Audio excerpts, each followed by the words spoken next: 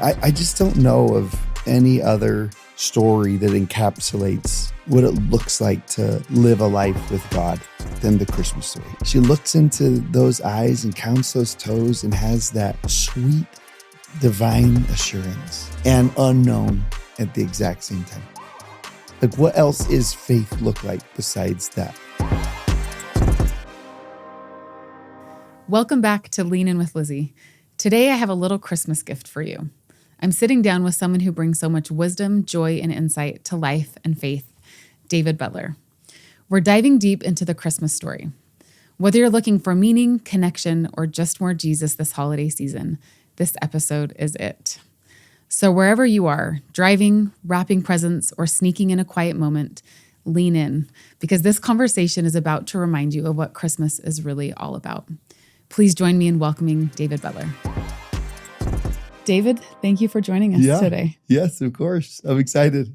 I am so excited. And I told you this before we started filming. I have felt like a sacred space around this episode since the moment I asked you and had my fingers and toes crossed and was like, if I could get him on, this would be amazing. But like immediately it felt like I really hope women can hear what you have to say and share on this topic.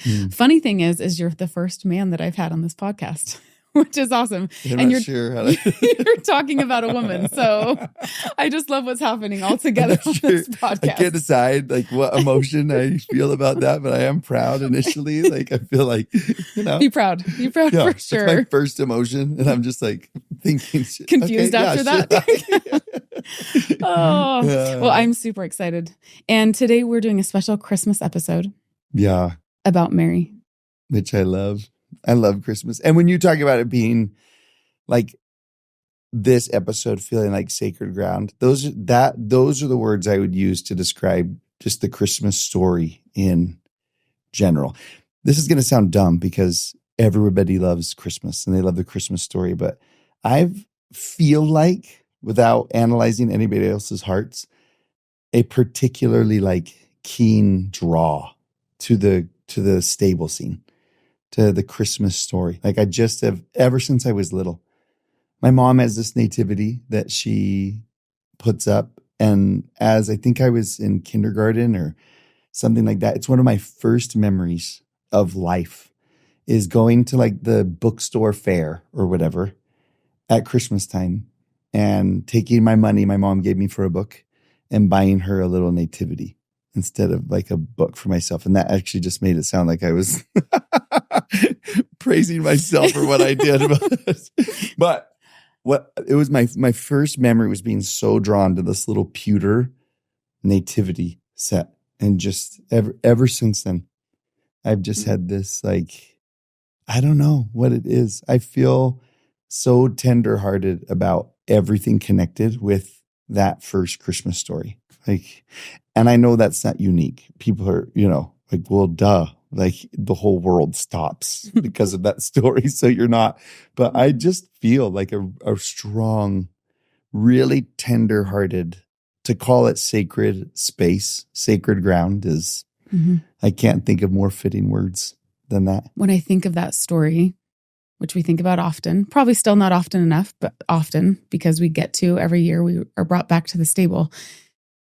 I think about my first experience with the story, and it was very idealized and glamorous. Glamorous is the wrong word, but I pictured, just like in the Church of Jesus Christ of Latter-day Saints primary song, picture the beautiful Mary and Joseph. And like in my mind, they all had clean clothes, and it went there. In my mind, their plan was to do it just that way. That was the whole point. They were going to find a stable, and they just happened to be in this town. And like, the reality of what moments actually usually look like with God hadn't set in my child's mind yet. It was when God steps in, it's perfect and beautiful, which it actually is. Yeah. But I think the older I've gotten, I've realized perfect usually means the very opposite of what I thought when I was little. Right. And I know we're going to dig into those moments as we chat, but what's more beautiful and more sacred to me now is that it was so far from perfect. Yeah. And it was so hard and messy. And in some ways, people would say that was a very traumatic experience. Yeah.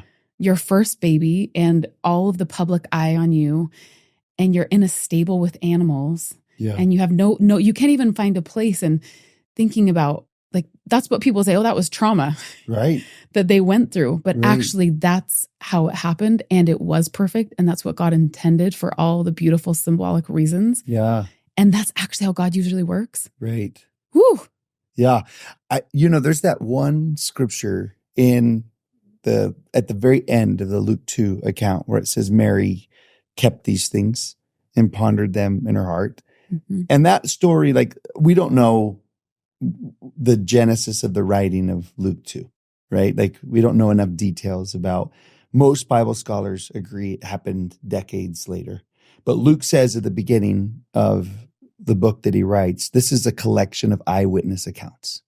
So you get this idea, this sense that he's walking around talking to eyewitness accounts of the life of the Savior, including Mary. Luke is really good about including women in his account. He's unique for that in his account. So this is not a far stretch, but still a guess, because we don't know, that it seems as if she played a role in telling her version of that story. And if it is decades later, it makes sense to me that in my own experiences, it's not usually until afterwards, looking back, that I see God's hand in it.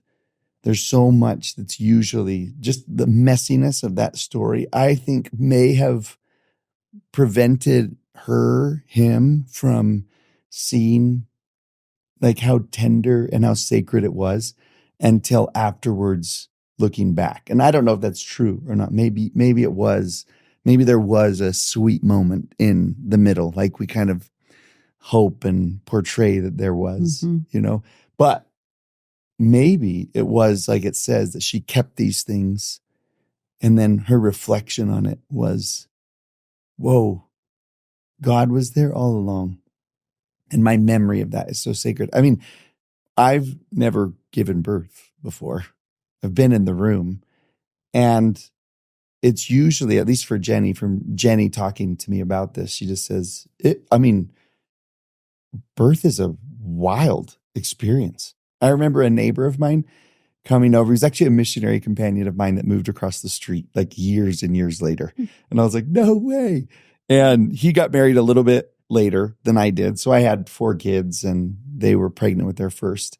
And after that first baby was born, he came over to my house and he was like, I feel like everyone who's had a kid is part of this secret club. And you don't talk about what a wild experience that is, like you're just like, how is anyone surviving childbirth ever? I mean, it's just crazy. Yes. It's always so idyllic, right? Like we're just like, oh, like we show the little, like on Instagram, my baby was born. I post a little picture of him holding onto my finger right after he was born. And you're just like, it captures like the sweetness of it. But in the moment, you're like, this is nuts, right? You're feeling the whole. There's a phrase at the resurrection where Mary's, the couple of the women who came to the tomb said, we left with fear and great joy. Like those two emotions at the same time. And the only experience I can think in my life so far that captures those two emotions occurring at the same moment are the birth of our 6 kids. Just fear and great joy at the same exact time. And I just think when we reflect on it, especially Jenny, she counts them as some of her most sacred moments of her life. But as it was happening, I don't even think she would have had a word to say. She was out of breath anyways, right? Yeah. Couldn't have had a word, but I've never thought about this before until just right now, that looking back and how important it is to reflect on our life experiences. Because I really do think more often than not, I see God more clearly looking back than I do when I'm currently living out an experience. I really love that message for women. I quote this often on the podcast that women reinvent themselves every 3 to 5 years. And you've probably seen this in Jenny's life, that first you're a young mom, and especially if you have kids, right? Right. But even if you don't, different types of careers and where you go in and out, it just shifts a lot more for women with life cycles. And I think because of that, it might even feel more like a roller coaster and moving so fast and like, well, this happened and this child and this was going on.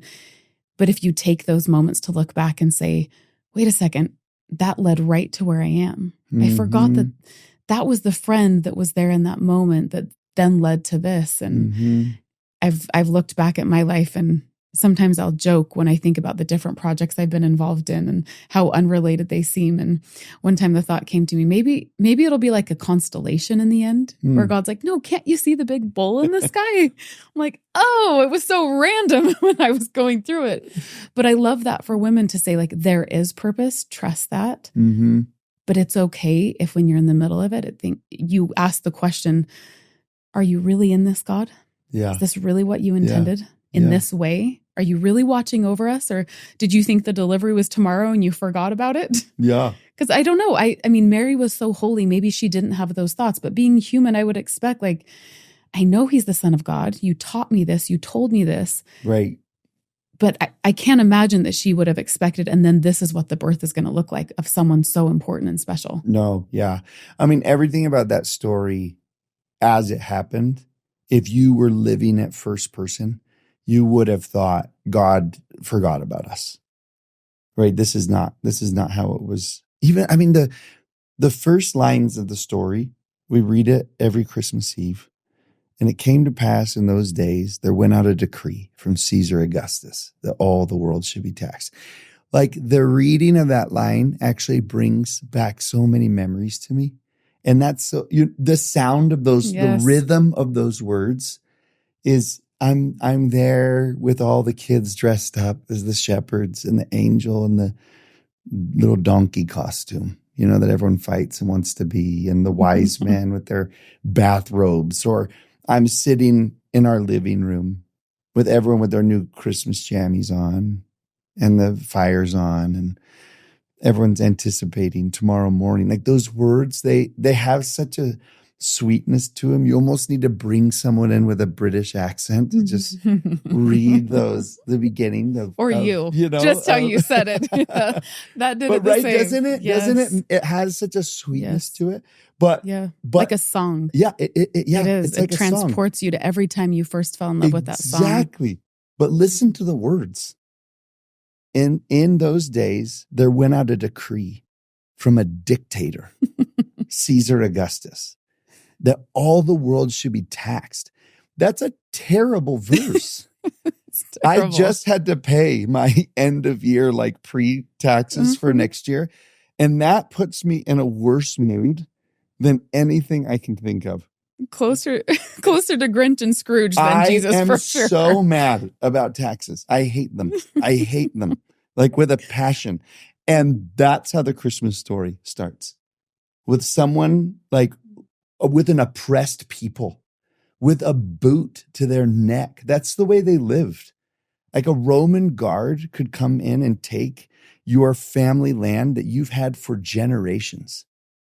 And there are reports of, you can't pay your taxes and your kneecaps are broken at the tax booth.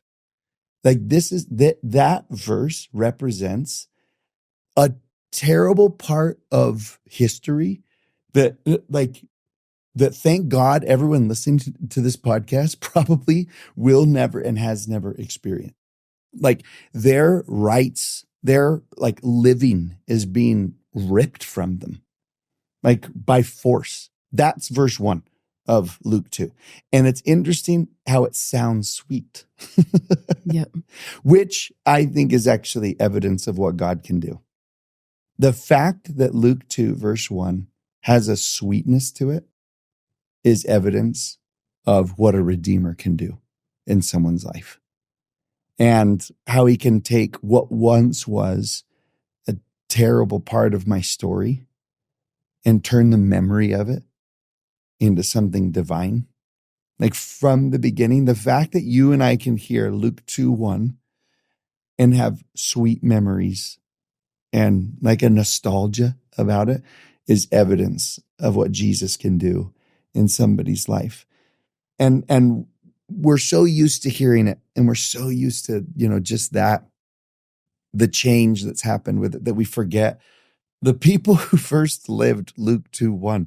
That's not a happy verse by any stretch of the imagination. It's terrible.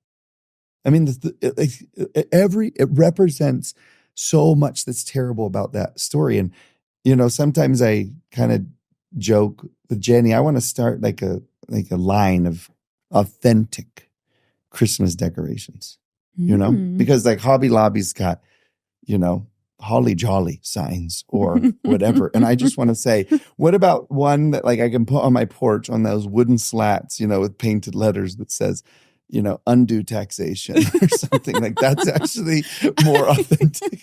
Or like our candles or like, the Fraser fir or something like, or citrus or something, but it really should be, donkey poo. Like those are the Dust real, and donkey poo. Keep giving it alliteration. And yes. Those are actually the actual smells and sights of the original Christmas story. Like they were easily, for Mary to have seen the divine in it as it happened seems wildly less likely than her thinking, where is God in all of this? Like, where is he? Especially after the decision that she made to hand her life over to him. That account in Luke 1 is one of the bravest stories in Scripture.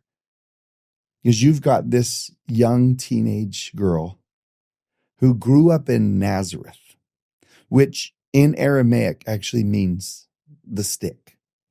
No road went through it.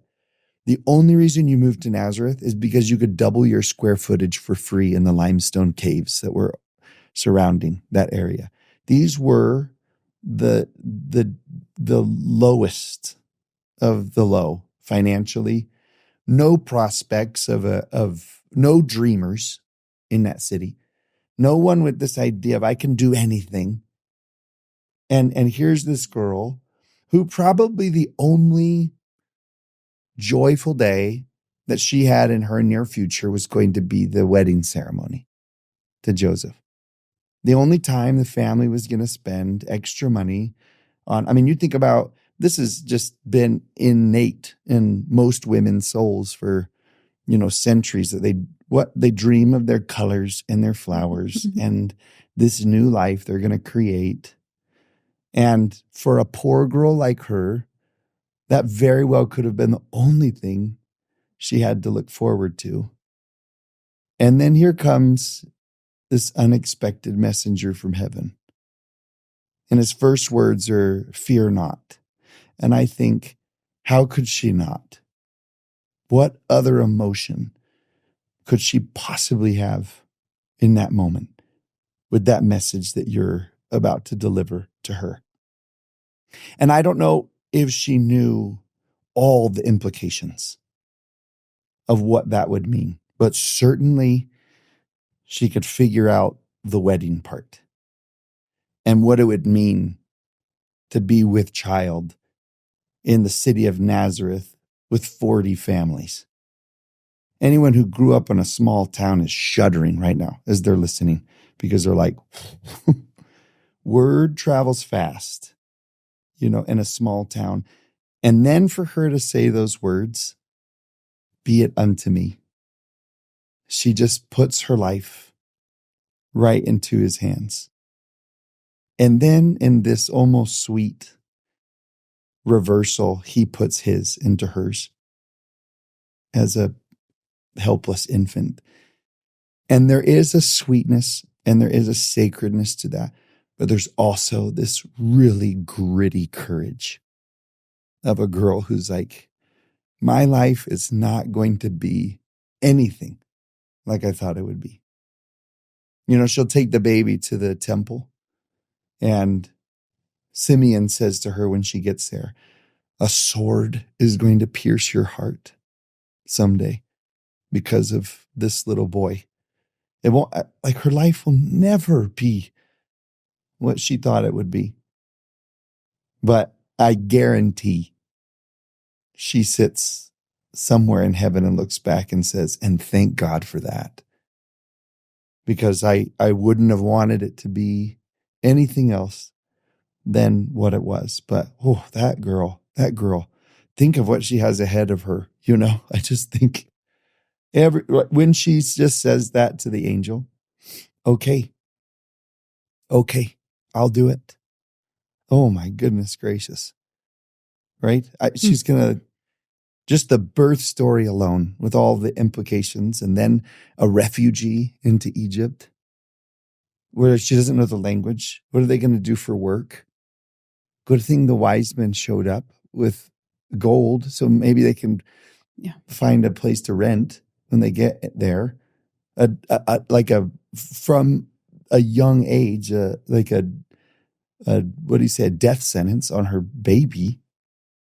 Then they move back, and God says, I want you to move back to small town Nazareth with the toddler. And you're like, do you think there was ever a day she went to the market without people whispering behind her back?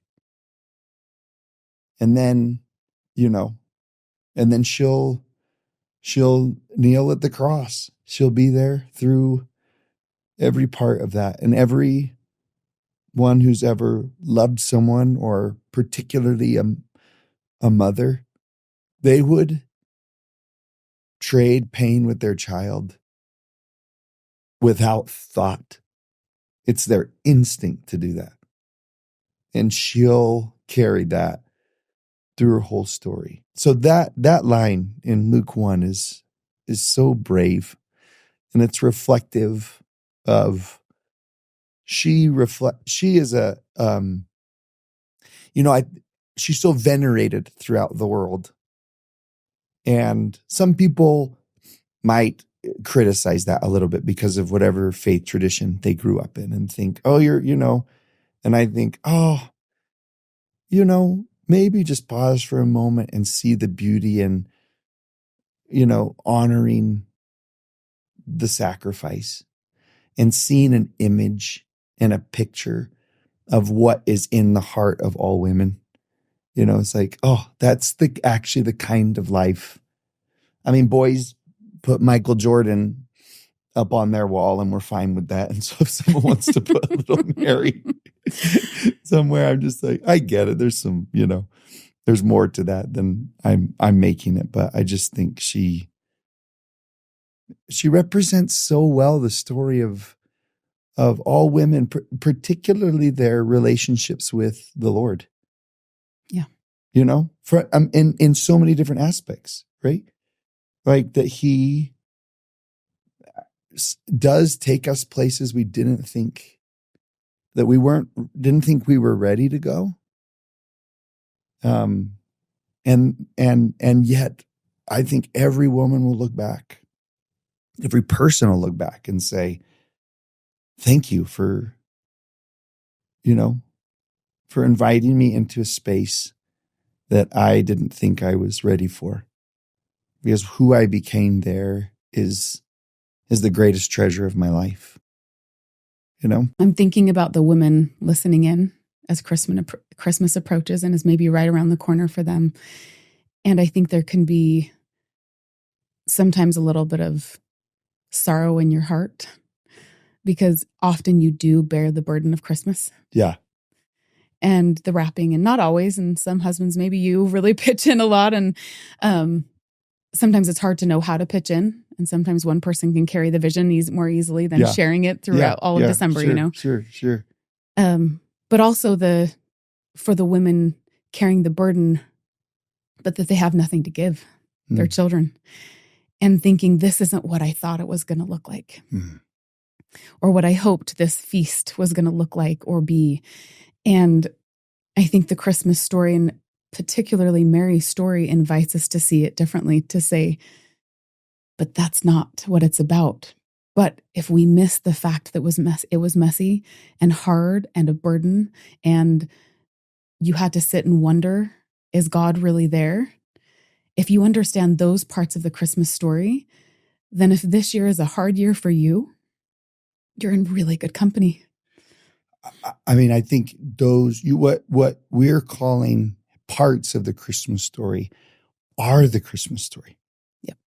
There was nothing about that Yep. was expected. Nothing went the way she thought it would go. I think about there's one of the oldest churches in the Holy Land is called the Church of the Nativity. And it's built on the spot where tradition is that Jesus was born. And it's from the 4th century. I mean, it's one of the oldest in the Holy Land. And you just have to visit it if you're there. And whether you think that's the spot or not, tradition has held it as the spot for almost 2,000 years. And so by tradition alone, but a lot of people will walk into it and they will be like, whoa, this is not what I thought it was going to be. It's a very different worship experience than most people are ready for and how they picture it. And it's just, hold on, this is not what I thought it was going to look like. And I love taking groups there because when they feel that feeling of this isn't how I pictured it, I say to them, now you're understanding the first Christmas. Because those are the words that would describe it perfectly. This is not how I pictured this happening. This is not who on Christmas Day, this is not who I thought would be here. This is not the circumstances that I envisioned in my mind. This is nothing. Even the shepherds, if the angels don't tell them where to go, they would never have gone looking there. They certainly would have gone to a palace or a temple or some nice place. No one would have thought that that's where to go. They had to be very, very specific about where to find him because they're like, I bet you, and out of 100 guesses, wouldn't have picked this, that you would find Jesus in a place like this. And I think that's as much as a directions to the shepherds as it is a promise to everyone listening that in your unexpected circumstances, in the messy and in the hard and in the situation you never wanted to happen, the promise is you'll find Jesus there. And that will be the treasure of the season for you. And it might take a little bit of time before you look back and see it and love it and idealize it because he was there, Tears were shed that first Christmas. People, as a dad, I think a lot more about Joseph's part in the story, naturally, I think. And how he must have thought, history will never forgive me for this. That he carried a lot of guilt on that first Christmas. And I think there's people who do too. That, they think, I wanted this to be so much better and so much more special for the family. And I didn't come through. I didn't have it. And to feel like, that people feel that sense of guilt. And do you know what's interesting is when you don't have much to offer, that's the place where you realize that Jesus is the gift. If you do, you're actually at a little bit of a disadvantage because you could get caught up in you being the provider of the gift. But those who don't are actually in a spiritually unique position to be a recipient of grace on Christmas. And someone might not see that and they're like, yeah, easy for you to say because you're going to have presents under the tree. But I mean it genuinely. Like Jesus in the Sermon on the Mount says, blessed are. And then the list he gives are those who are hungry, those who are lacking. He's like, these are the lucky ones. And it doesn't take much thought to come to the conclusion and say, oh, because when I have nothing, when I fall short, I have nowhere else to fall but into the arms of grace. That everything else could be a distraction. And so I hope, that's what the original Christmas story is, right? It says this: kids love Christmas because it's their only chance to get anything, right? They don't have a job. Their chores are never going to get them enough for rollerblades. Maybe gum, depending. I don't know. I don't know how most people's chore lives are or whatever, but they love Christmas because it's like, oh, this is my only chance to get something. I could never earn or deserve any of these things. And so there's a magic for Christmas for kids. But the most common Christmas phrase for adults is, oh, you don't have to get me anything. Oh, no, don't get me anything, which is code for I can buy it for myself, right? So adults lose a little bit of the magic of Christmas because they can just get their own stuff. No kid in the history of Christmas has ever said, oh, no, don't get me anything, right?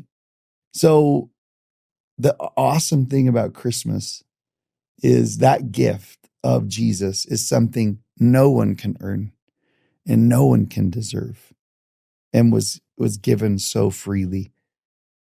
And I think people who are in a Christmas season that looks a lot like that first one are in a unique position to embrace that gift of grace better than other people who are perhaps more distracted.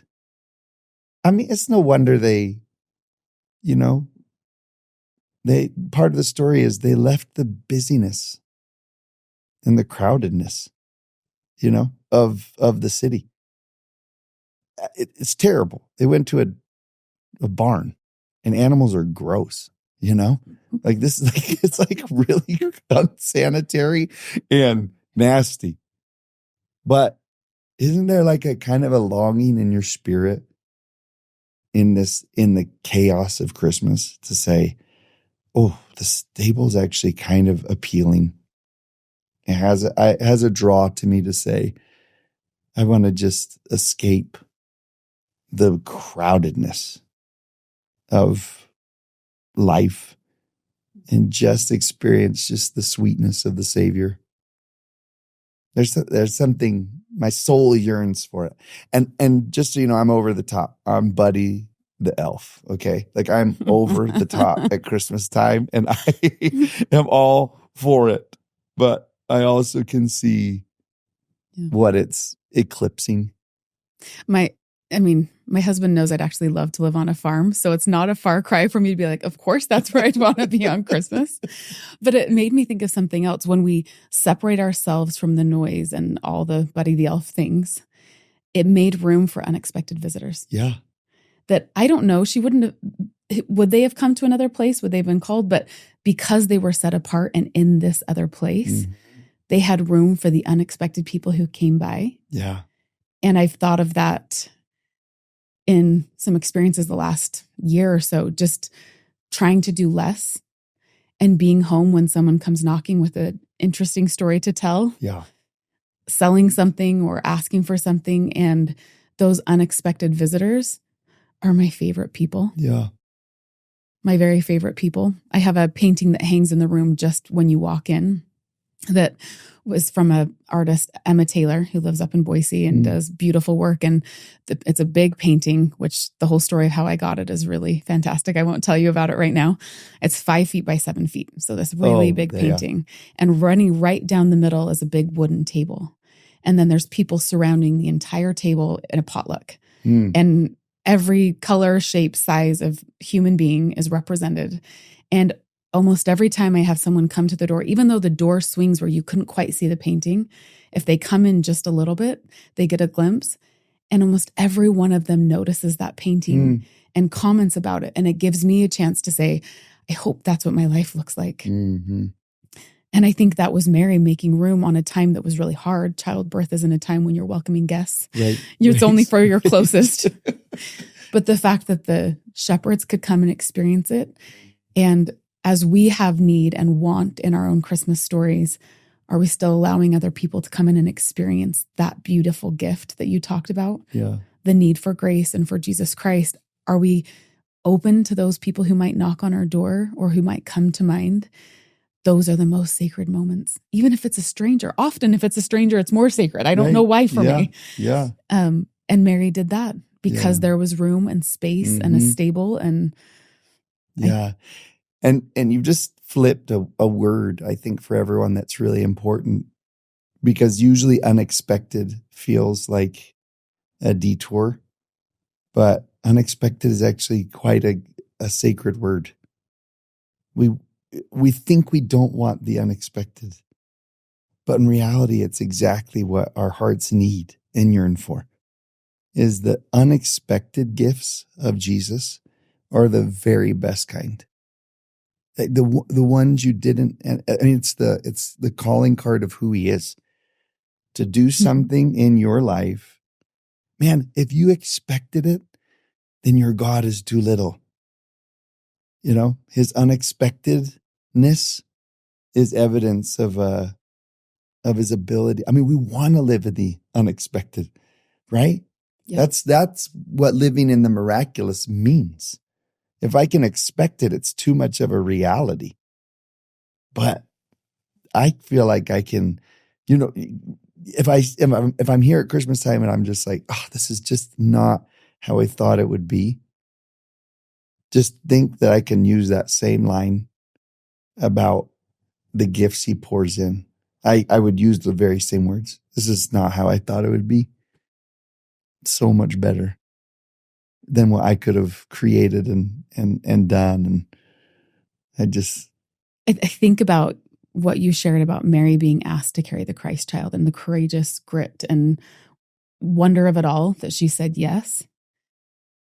And maybe it is expecting too much of her to think that she had a moment where she saw, but I actually like to think that she did. Yeah, same. And and for the very reason you just expressed, that in the moments of my life when the unexpected comes in, whether it's starting something new or ending something that I didn't think was going to end, I feel like there's always this part of my heart that's like, but I couldn't have called that. Mm-hmm. And the very fact that I couldn't have called that, I know it wasn't me. Yeah. And there's a sense of wonder, and even the unexpectedness is actually the presents kids get. Yeah. They don't quite know what's coming. Yeah. Yeah. And that's half the fun of it. Once you know, it's exciting because you can put it together or you can play with a friend with it. Right. But like until that point, it's the unexpected. I don't know what's coming. Mm-hmm. I don't know how it's going to happen. Mm-hmm. And even in the hard times in my life, not that you don't compare to these sacred moments, but the very fact that it's unexpected for me helps me hold on to Jesus a little tighter. Like, okay, then it must be you. Yeah. What do you have around the corner? Yeah. It's probably not going to be what I thought. It probably will be harder because it often is. But I don't want any other life than this. Right. Don't give me expected. Right. Because then I'm too small. Mm-hmm. And my life will be too small. Yeah. And the question I ask at the end of most podcasts is, what do you want your legacy to be? And I might sum it up with that word, unexpected. Yeah. And in ways that might be that no one else knows. Not unexpected, and then you become the mother of Jesus. Yeah. And it seems glamorous after, and it's great. Like in ways that maybe no one will ever look to. But that if I knew that he was behind it and we had this inside joke to tell, that's the Christmas life. That's the unexpected. Like, okay, what's today? I don't know what's coming. Right. But it's you, so it's going to be good. And for a while, it may look like a stable and dirt and donkey poo. Yeah. But I know then that means the story's not over yet. Right. And you have another chapter that's going to even make this make sense. Yeah. Okay. Yeah. And even the chance to just experience it for what it currently is. I mean, I just don't know of any other story that encapsulates what it looks like to live a life with God than the Christmas story. With all of its grit and courage and messiness and also the holiness and the sacred, just all at the same time, you know? Mm-hmm. Like we want to make sure we don't separate any of those things, because that is what a life with God looks like. The unknown and yet a sweet assurance at the same time. Yep. She looks into those eyes and counts those toes and has that I'm the sweet divine assurance and unknown at the exact same time. Like, what else is faith look like besides that? And so I think, some of us are yearning more for to see the divine in it. And some of us probably need a little bit more of the messiness, but I just think, it just encapsulates. And maybe that's why there's such a draw to it by all people. Maybe everyone is drawn to it because they see themselves in the story and they see what a life with God could be and it could look like. And it's exciting and scary. It's fear and great joy, right? All at the same time. It's what it looks like. If I do anything with this podcast for women, I hope it's that. Mm. When I talk about helping women have the courage and confidence to lean into their own lives, to find this very thing, to say, I know the world doesn't get it. I know this decision to have a child or go back to work or go get a degree or whatever it is they're called to do, that just like Mary, the world is going to say, what? Yeah. What are you doing? Right. And only you and God really get. And you may not even understand why, you just know what, and that it's now. Mm-hmm. And if I could call women to that kind of life, which, yes, it's going to be harder. It's going to be messier. It's not going to make sense, and people will misunderstand you often. Yeah. Most of the time. But if you sign up for that life, ooh, watch out. Yeah. The stories you'll have to tell. Yeah. Yeah. And it's only rich because it's also hard. A good story has to include that. Right. To have the richness of it and the whole experience. And that's what I want women to sign up for. Yeah. And yes, you don't get what's coming next. That's the point. Yeah. I'm so happy for you. How boring if the Christmas story does not start with, it came to pass in those days there went out a decree that all the world should be taxed. How boring. What would we act out? What would we put on our mantles? Right? That's the story. But that's the story God sent us to the world to live. He said, I sent you into messy mortality, but I also sent my son right into the middle of it. And it's a life of faith. It's what mortality was designed to be. We went on this trip to Mexico years ago, and when we were there, we had this chance to serve breakfast in this church. And this church had been built in the middle of a garbage dump.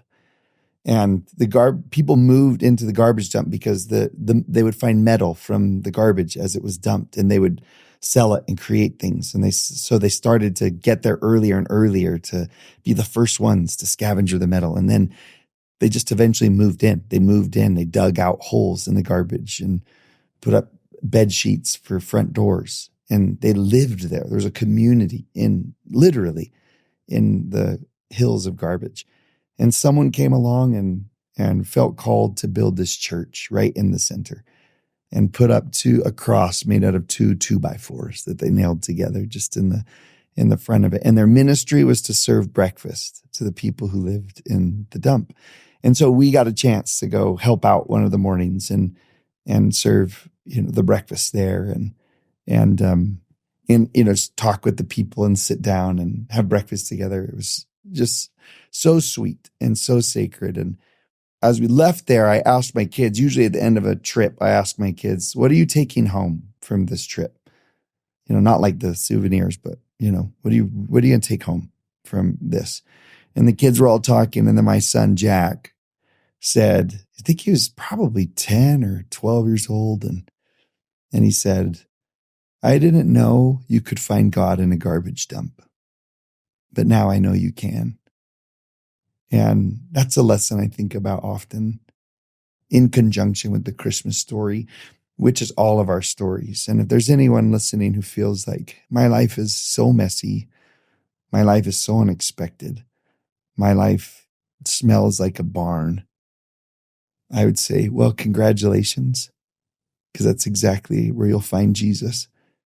It seems to be the place he feels most welcome. Can I turn to one more part of Mary? Yeah. That you alluded to that now has been on my heart since one of the first things you said.